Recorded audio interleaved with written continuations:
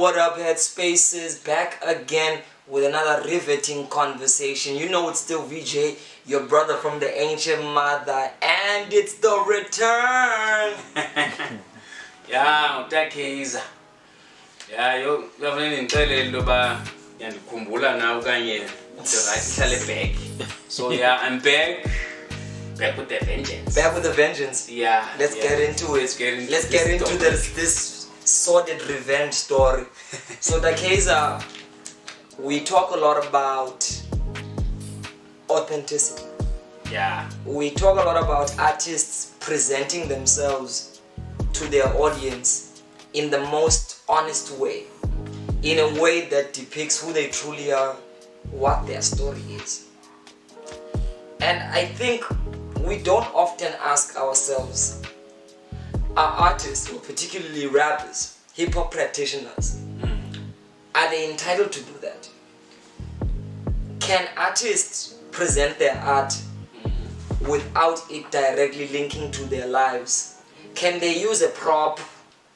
Can they use something, a mask, an outfit, a costume, to separate their personal lives from their art?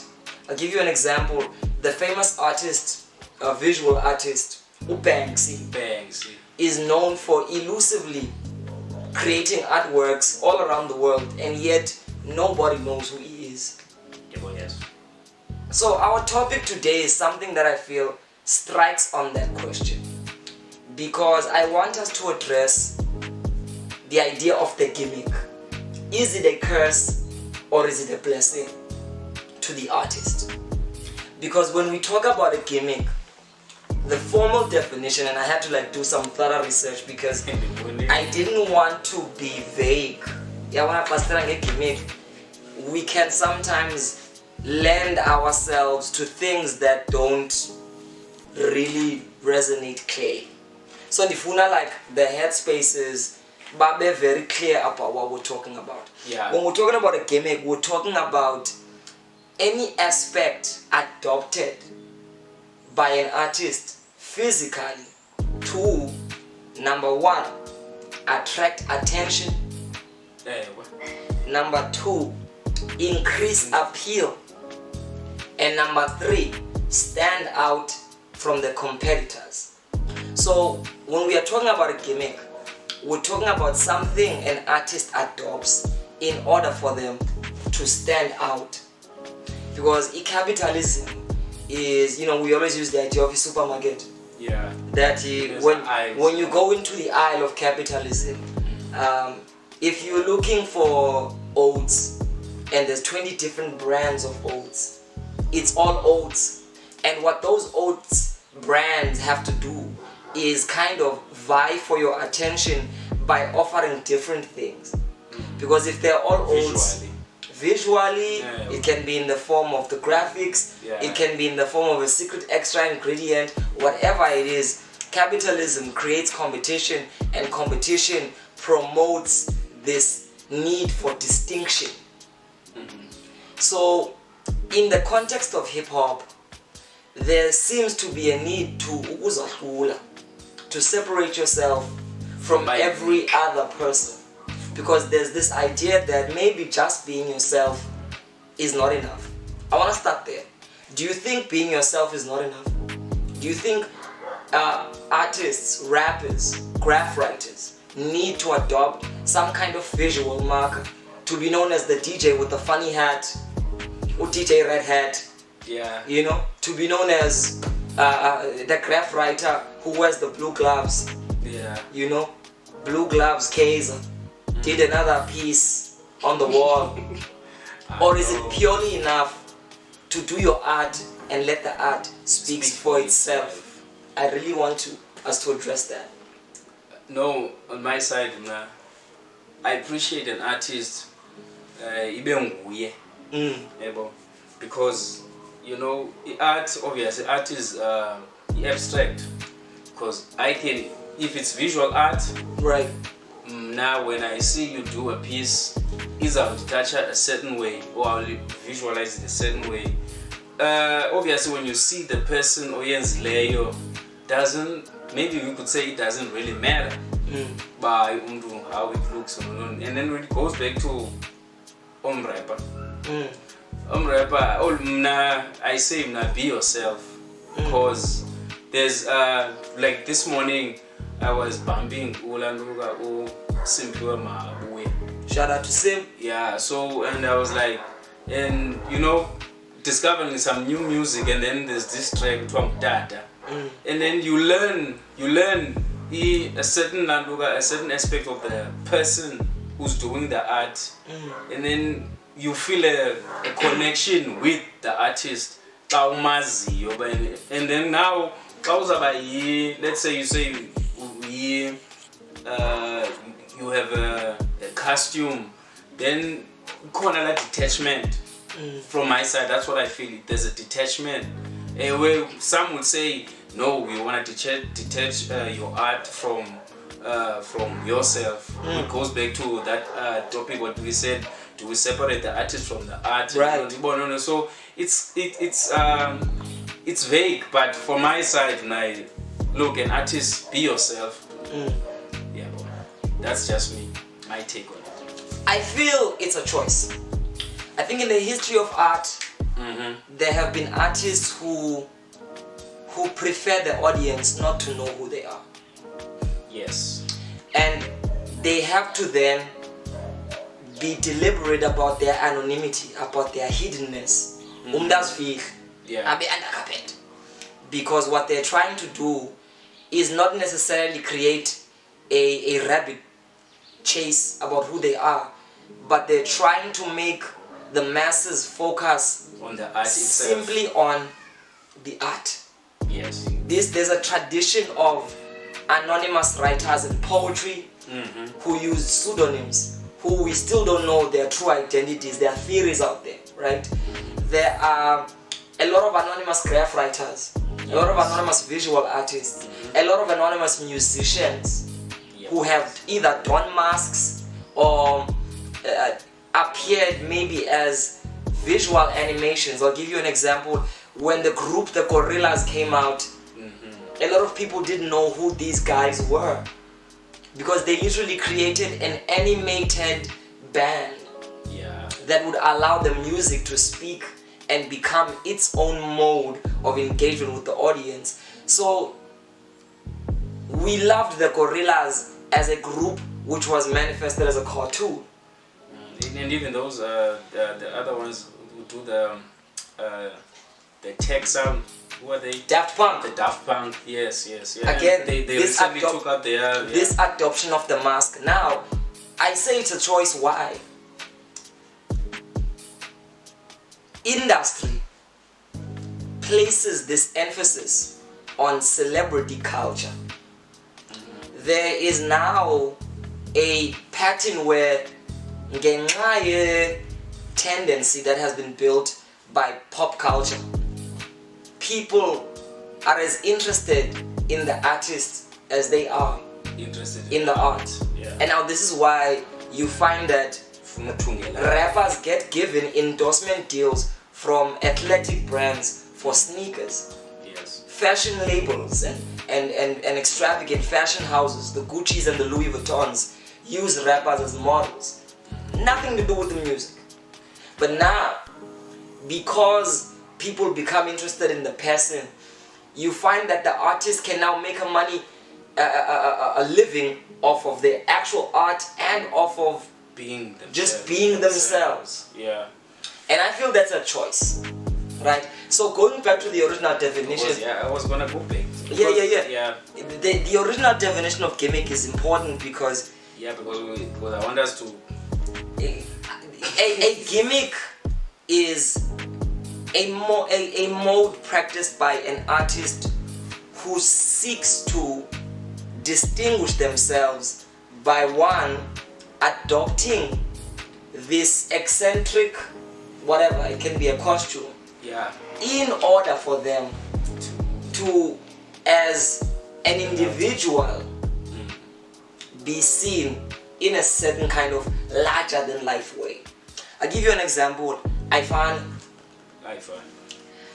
Before you get there, because I wanted, before you get there, I wanted to get on the difference. Is there a difference between an artist who chooses not to be known and the one like we're going to? Is it the same as a gimmick when you choose to be unknown? And then with the one who probably let's say an Ifani or someone who wears a wig and be eccentric, are they both gimmicks? Let me tell you what the difference is between a gimmick and hiding your identity. Yeah. Those that adopt masks or try to hide their identities are trying to move away the persona and move the art in front. Those who are adopting a gimmick are trying to move the art behind and move the persona in the front. Thank you. The gimmicky ones are the ones who put their art aside and adopt an eccentric persona in order to be known. So in order for you to discover the art, Casper, he had to have a ponytail. In order for you to discover the art of Ifani, he had to be a Xhosa clown. He had to be a Xhosa clown because now the persona takes center stage. And I think this can, for our subscribers as well, be the distinguishing factor. Let's look at an artist like Black Afro. Yeah, because I wanted to ask that. Was he a gimmick? Because like we said off camera, we overlooked the afro that is not his. Was he weak? Because we liked what he brought to rap and rap. So was he a gimmick? Yes, he was again. He brought the persona in front in order for us to discover the man. He didn't come through and amaze us with his raps first. He came through and shocked us with the fact that he wore a wig. A wig, okay. A huge afro wig and went by the name Black Afro. Okay. So the shock value of his visual presentation was enough to get you to move closer. Only as you discover the eccentric, humorous, non sequitur kind of raps do you then go, hey yo, this guy is actually good. Yeah. Questionably, because I know many feel Black Afro was not even a good rapper because he might have made up words. That's a different conversation. Yeah. But I think here, what we are talking about is, does that harm the artists? Yes. Does an artist who present their persona first, did it harm Casper to be wiggling his ponytail in the music videos? Yeah. In order for us to discover that he had something to say. And that if you listen to it, it was the story of a rags to riches rapper who considers himself humble. The man always calls himself humble. I don't know, he's really trying to convince us he's humble. And so a humble young man yeah, who has this ponytail. Yes. And through us discovering that the songs were well written enough and catchy enough to gravitate to an audience, he got to a place where people liked the music so much that they overlooked that he could actually cut the ponytail. He could cut the ponytail. He could divorce himself from the gimmick. Yes. So now, this is the question. Can we use Casper as a case study of artists surviving their gimmick? Is it about the kind of gimmick you have? Because maybe in Casper's case, the gimmick was not so anti-human, I would term it, that it made it difficult for him to navigate around his art. I'm gonna give you an example. Let's go back to Ifani. Yeah. Ifani's gimmick was so thoroughly cartoonish. From head to toe, he dressed up in regalia that was unrealistic to the everyday person, unless of course you work at a circus. Yeah. So I felt like what this did is that, unlike a weird hairstyle, because a lot of people out there have weird hairstyles, yeah, you cannot escape totally being dressed like a clown. Because people are either going to think you're silly or you're crazy. Yeah. If we saw someone walking in the middle of the street with one shoe that was red and one which was torn and blue, wearing two different kinds of gloves, wearing two different kinds of suspenders, with goggles, and a huge enormous afro with a comb sticking out of it, we would think either this guy was trying to play with children or he's really lost his mind. Yeah. And I think the gimmick was so anti-human. It was so against a lot of the typical characteristics of what it means to be a person, right? Or maybe I should say anti-normal, because humans can be strange. It was so anti-normal that it became difficult when I finally tried to be the dapper guy in suits and a fade. Remember that? Yeah, I remember. He literally tried to clean his image out there. Yeah. He really tried. And people lost interest. Because we used to Ifani as a clown. So which is he got stuck. Yeah. So I think the extent of the gimmick harms you. Again, with Pitch Black, there's a lot of people out there with huge hair. Some people didn't even know it was a wig up until they saw pictures of him in his actual with his actual hair. So I think Pitch Black was also able to evade the kind of curse of the gimmick, because his gimmick was a little bit more realistic to the normal typical pattern of what we see aesthetically and visually. So I think what we can conclude, if I'm correct here, is that a gimmick becomes a curse when it takes you too far away from normal everyday human existence. When you become too much of a cartoon in real life for people to take you seriously. What do you think?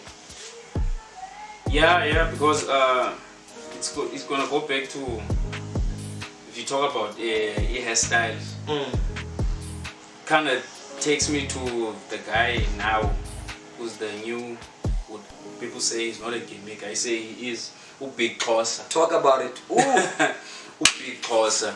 Okay. So he's a guy, like he was a rapper, and he SOS.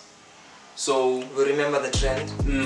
SOS. Apparently he was a rapper, and then he saw that he's not making it, and then he created. Standing out. Yeah, he's not standing, and then he created a Big Xhosa, the eccentric and loud mouth guy who says anything. Right. Yeah, but uthetha anything that you wouldn't even say phambi komama khona tata. So people fell in love with this character, and then now he tries. I'm not saying he tried, but he's trying.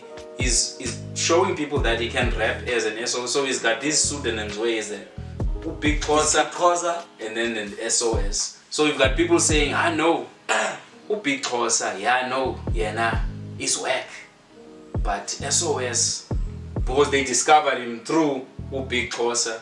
Now that SOS is actually a nice rapper.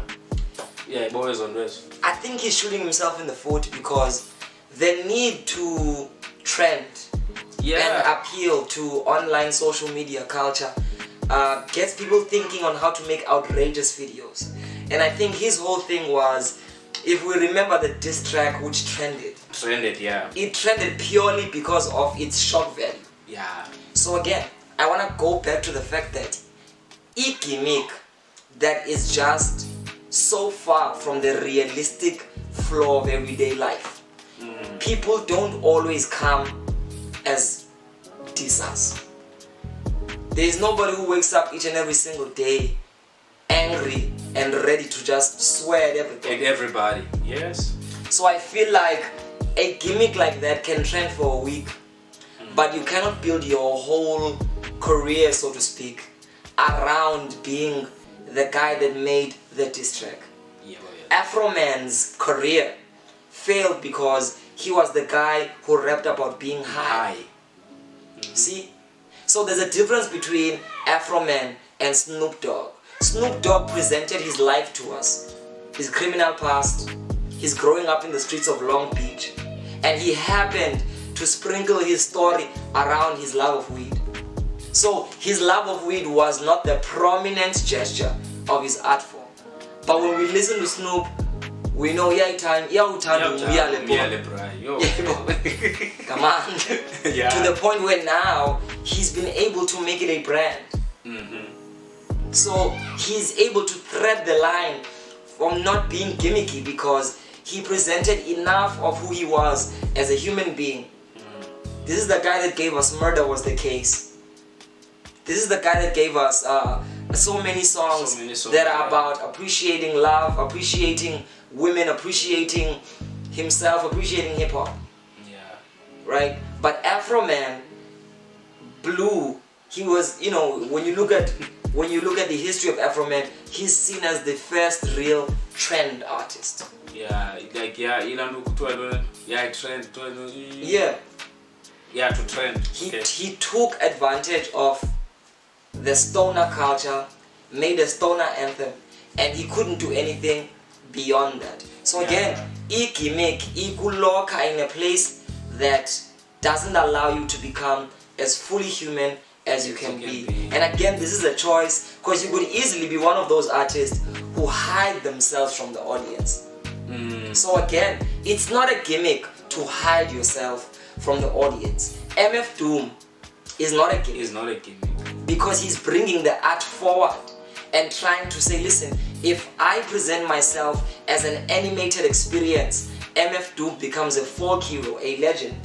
You won't care about who I really am because I've created an art and a mode where the rapping matters more than anything.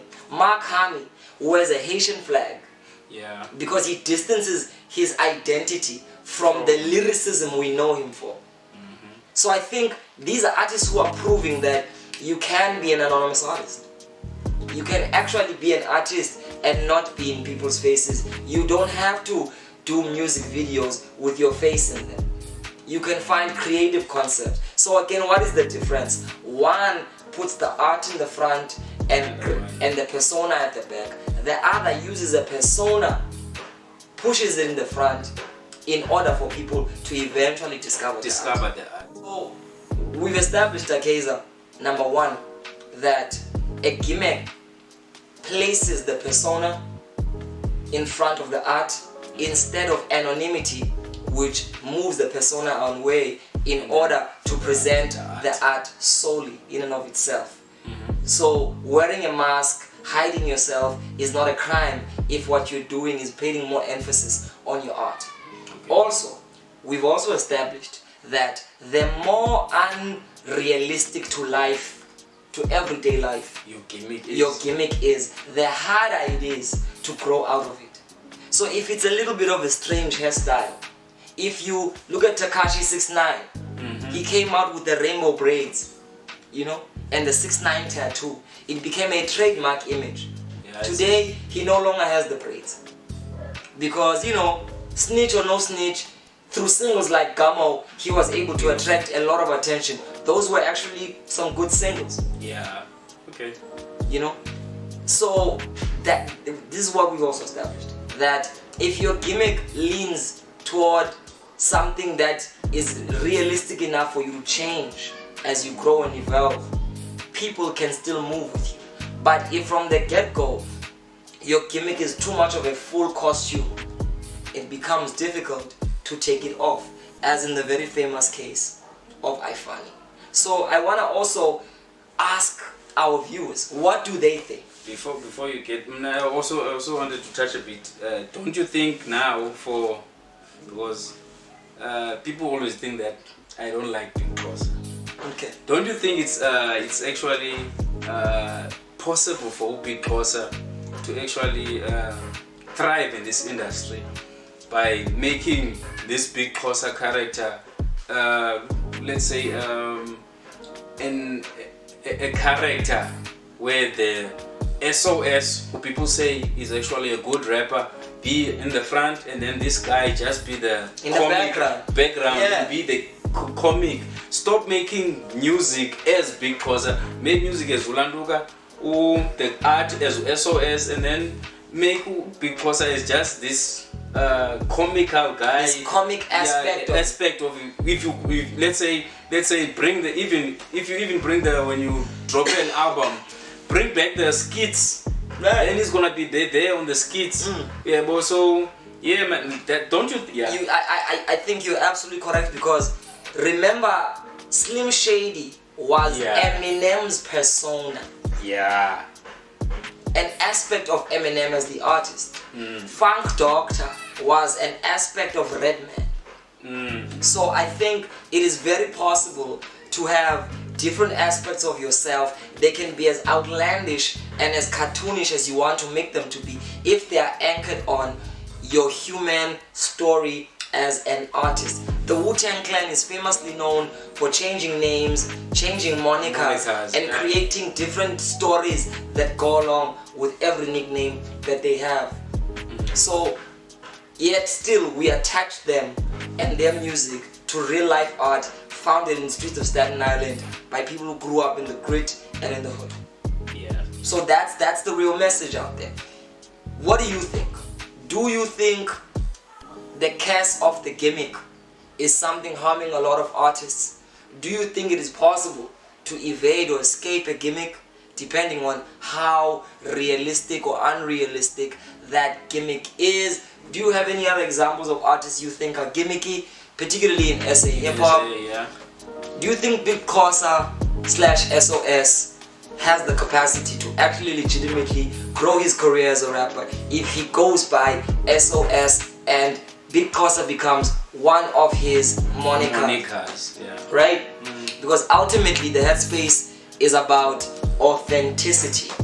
And the reason why this episode is titled The Curse of the Gimmick is because ultimately the one thing that we can say gimmicks do, the one thing that an artist does when they present their persona before their actual art, is that they rob people of truly getting to know who they really are.